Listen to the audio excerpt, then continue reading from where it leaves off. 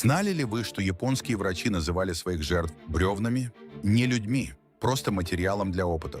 Отряд 731.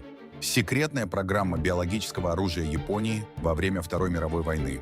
В удаленном центре в Китае доктор Широ Исии проводил живые вскрытия без наркоза. Замораживал конечности до тех пор, пока они не разбивались вдребезги. Заражал узников чумой и сибирской язвой. Проводил опыты с давлением, пока у жертв не лопались глаза. Испытывал химическое оружие на детях и беременных женщинах.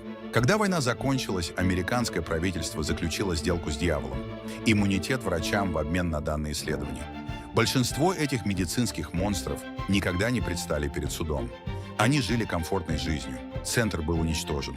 Но недавно найденные доказательства показывают, более 10 тысяч человек были убиты во имя науки. Самый страшный эксперимент в истории человечества остался безнаказанным.